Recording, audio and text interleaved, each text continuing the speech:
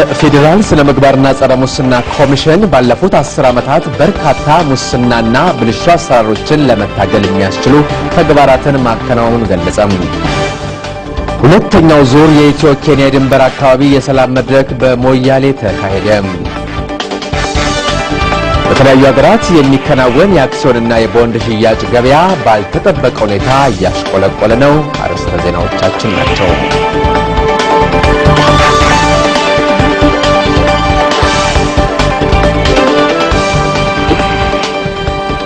ጤና ይስጥልን። ይህ የኢትዮጵያ ቴሌቪዥን ነው። ከሰዓቱ ዜናዎች ጋር ተመስገን በየነ። በሰዓቱ ስፖርት ዜናዎች ታይማሉ።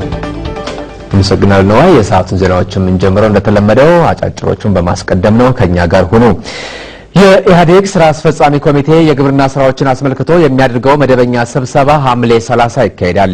ስብሰባው የግብርና ምርትና ምርታማነትንና የተፈጥሮ ሀብት ልማትና እንክብካቤን ለማሳደግ በክረምት ወራት በመከናወን ላይ ያሉትን ስራዎች ይገመግማል። ስብሰባው በመጪው ዓመት የበጋ ወራት የመስኖና የተፈጥሮ ሀብት ስራን አጠናክሮ ለመቀጠል መወሰድ ባለባቸው የመፍትሄ አቅጣጫዎች ዙሪያም ይመክራል ተብሎ ይጠበቃል። የከተማ ስራዎችን በተመለከተም የንግድና የመሬት አስተዳደር ስርዓቶችን አስመልክቶ የተጀመሩ ስራዎችን መገምገም የስብሰባው አንዱ አጀንዳ ነው።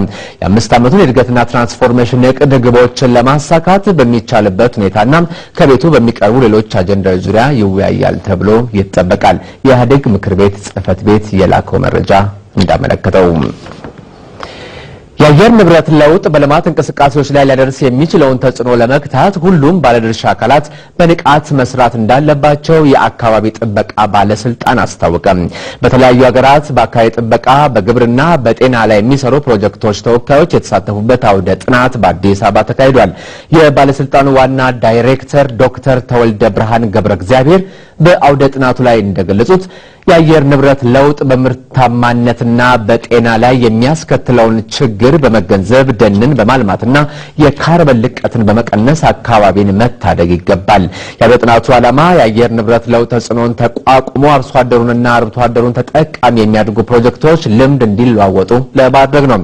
በአውደ ጥናቱ ከኢትዮጵያ፣ ከኡጋንዳ፣ ከማላዊ፣ ከሴኔጋልና ከታንዛኒያ የተመረጡ ፕሮጀክቶች ልምዳቸውን አካፍለዋል። ሪፖርተራችን ብርሃኑ አለሙ ነው የዘገበው። በኦሮሚያና ደቡብ ክልል 22 ቡና አብቃይ ወረዳዎች የቡና ጥራትን ለማሻሻል የሚያስችል ፕሮጀክት ይፋ ሆነ። ፕሮጀክቱ ለ5 ዓመታት የሚቆይ ነው። ፕሮጀክቱ የብድር አቅርቦት በማመቻቸትና አዳዲስ የቡና ጥራት ማሻሻያ አሰራሮችን ለአነስተኛ ቡና አብቃይ አርሶ አደሮች በማስተዋወቅ ላይም ያተኮረ ነው። ቀደም ሲል በ4 ወረዳዎች ፕሮጀክቱ በሙከራ ደረጃ ተተግብሮም ነበር። በፕሮጀክቱ ታቅፈው የነበሩ ወረዳዎችም ያመረቱትን ቡና ሙሉ በሙሉ ለውጭ ገበያ ማቅረብ ችለው እንደነበር ሪፖርተራችን ኑርያ ባተ በዘገባው አስፍሯል። ሱዳንና ደቡብ ሱዳንን በሚያወዛገበው በአብይ አካባቢ የሰላም ማስከበር ተልዕኳቸውን ሲፈጽሙ በፈንጂ አደጋ የተሰዉ 4 የኢፌዴሪ መከላከያ ሰራዊት አባላት የቀብር ስነ ስርዓት በአዲስ አበባ ወይብላ ማርያም ቤተክርስቲያን በዛሬው ዕለት ተፈጸመ። በቀብር ስነ ስርዓቱ ላይ የጦር ኃይሎች ጠቅላይ ኤታማዦር ሹም ጀነራል ሳሞራ የኑስ፣ የመንግስታቱ ድርጅት ዋና ጸሐፊን በመወከል ደግሞ የመንግስታቱ ድርጅት የአብይ የሽግግር ጸጥታ ኃይል ዩኒሳፍ ተልዕኮ ድጋፍ ኃላፊ ጁሊስ ካሪየርና የተለያዩ ሀገራት ወታደራዊ ታሾችም ተገኝቷል። የመንግስታቱ ድርጅት ዋና ጸሐፊ ባንኪሙን በተወካያቸው በኩል ባስተላለፉት መልእክት በተልዕኮ ላይ እንዳሉ በተሰዉት የመከላከያ ሰራዊት ሰላም አስከባሪ አባላት የተሰማቸውን ጥልቅ ሐዘን ገልጸዋል። ኢትዮጵያ በአብዬ ግዛት ዘላቂ ሰላም እንዲሰፍን ለማድረግ የተሰጣትን ተልዕኮ ከዳር እንደምታደርስም ያላቸውን እምነት ገልጸዋል። ተወካዩ በግዳጅ ወቅት እያሉ የቆሰሉ 7 ሰላም አስከባሪ ኃይሉን አባላትም በጦር ኃይሎች ጠቅላይ ሆስፒታል ተገኝተው ጎብኝተዋል። ዘገባው የሪፖርተራችን በዛብህ ታደለ ነው። ከውጪ የታይላንድ ፓርላማ ይንግላክ ሽናዋትራን ጠቅላይ ሚኒስትር አድርጎ መረጠ። ይንግላክ ሽናዋትራ ጠቅላይ ሚኒስትር ሆነው የተመረጡት 500 ወንበር ካለው የታህታይ ምክር ቤት 296 ድምጽ በማግኘት ነው። 3ቱ ሲቃወሟቸው 197ቱ ደግሞ ድምጽ ተአቅቦ አድርገውባቸው ነበር። የፉታይ ፓርቲ መሪ የሆኑት ሽናዋትራ ባለፈው ወር በተካሄደው ብሔራዊ ምርጫ ነው ፓርቲያቸው ማሸነፉ የሚታወሰው። ፉታይ ፓርቲ በምክር ቤቱ አብላጫ ወንበር ቢኖረውም ከ4 ፓርቲዎች ጋር ጥምረት ፈጥሮ አብሮ እንደሚሰራ ነው ጠቅላይ ሚኒስትሯ ሽናዋትራ የተናገሩት። በጥምረቱም 60% የምክር ቤቱን ወንበር የሚይዝም ይሆናል። በአገሪቱ የመጀመሪያዋ ሴት ጠቅላይ ሚኒስትር ሆነው የተመረጡት ሽናዋትራ ብሔራዊ እርቅ ማድረግ ቅድሚያ የሚሰጡት ተግባር መሆኑን ተናግረዋል። የ44 ዓመቷ ጠቅላይ ሚኒስትር ሽናዋትራ ሀገሪቱን የማረጋጋት ትልቅ ፈተና ከፊታቸው የተደቀነ መሆኑን የዘገበው ቢቢሲ ነው።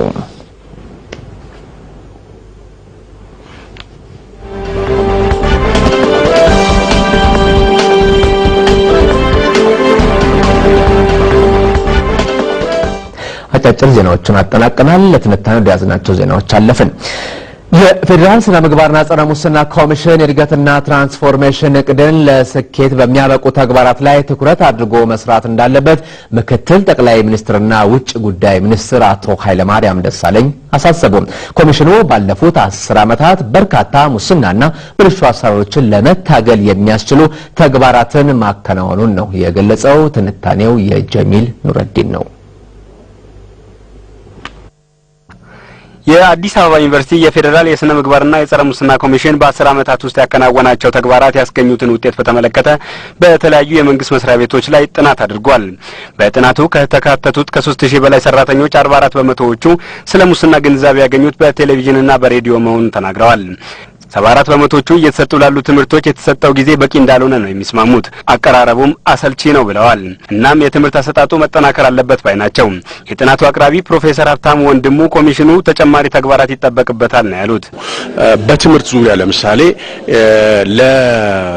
ለትላልቅ ሰዎችና ለልጆች የሚሰጠው እንደው ቢለይ፣ ስለዚህ ለወጣቱ ለህፃናት እና ለአዋቂዎች ለይቶ ማቅረብን በትምህርት ረገድ ማለት ነው።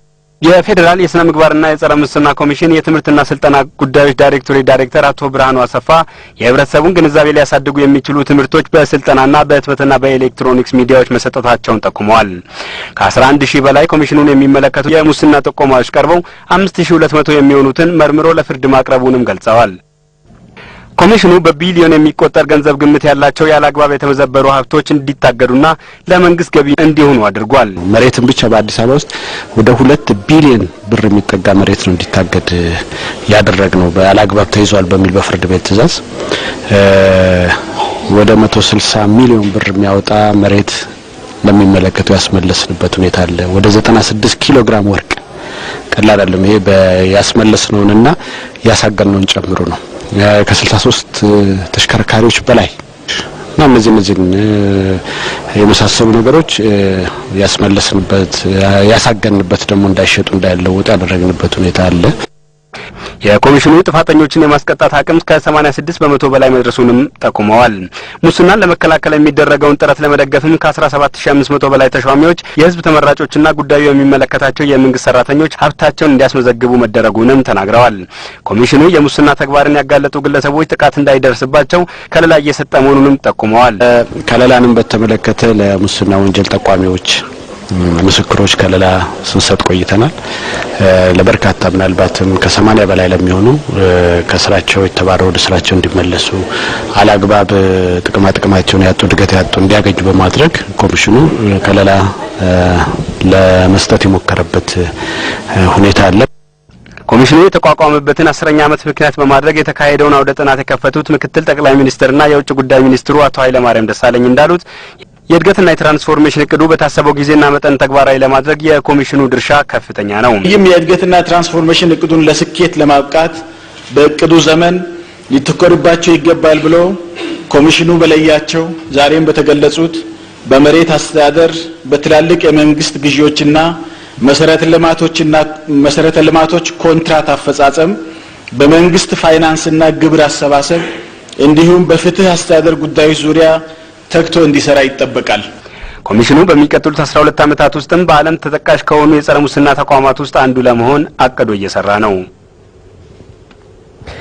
ሁለተኛው ዙር የኢትዮ ኬንያ የድንበር አካባቢ የሰላም መድረክ በሞያሌ ከተማ ተካሂዷል። በመድረኩ ላይ ከኢትዮ ኬንያ 10 ወረዳዎች የተውጣጡ 500 የሚሆኑ ወጣቶች፣ የአገር ሽማግሌዎች፣ የጎሳ መሪዎችና ሌሎች እንግዶች ተገኝተዋል። ስፖርታዊ ውድድሮችን እያካሄድን በሰላም እንኖራለን የሚለው ደግሞ የዝግጅቱ መሪ ቃል ነው። ትንታኔው የኢየሩሳሌም ተክለ ጻድቅ ነው።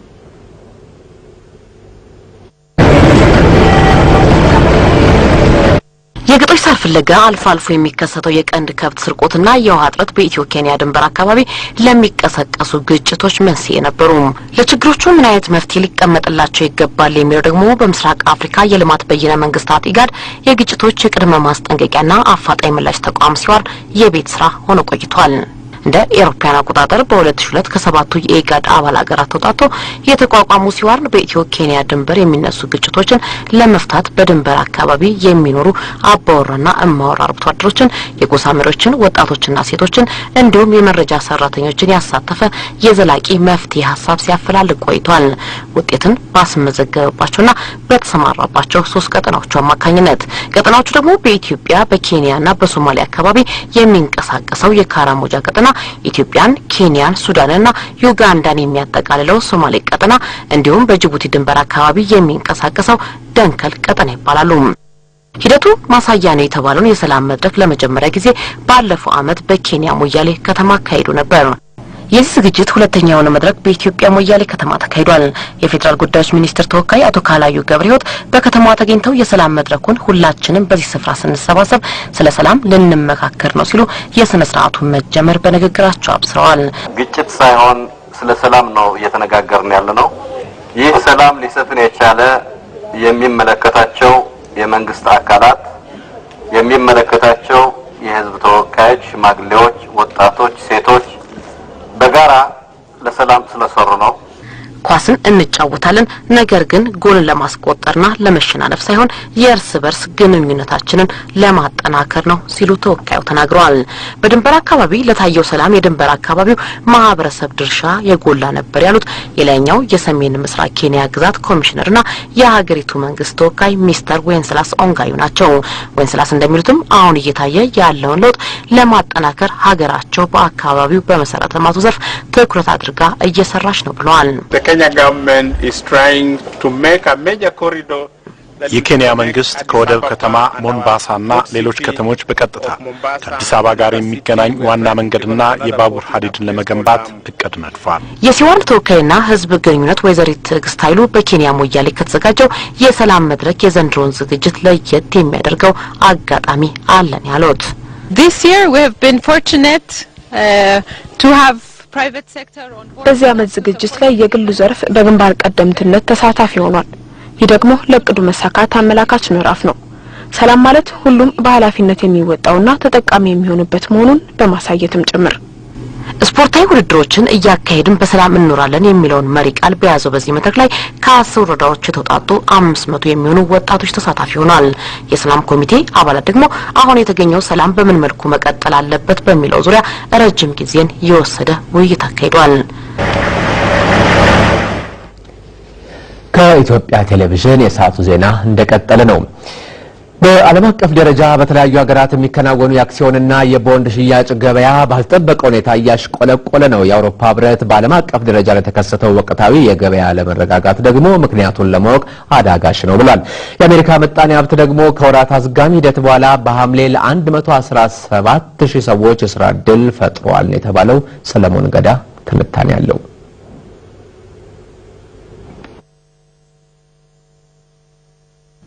ከነሐሴ 2007 ከጎርጎሮሳውያኑ የዘመን ቀመር ወዲህ ዓለምን እየወዘወዘ ምጣኔ ሀብቷን ገበያንና የስራ ዕድል ፈጠሯን እያዳከመ ያለው የምጣኔ ሀብት ቀውስ አሁንም ቁርጥ ያለ መፍትሄ አልተበጀለትም።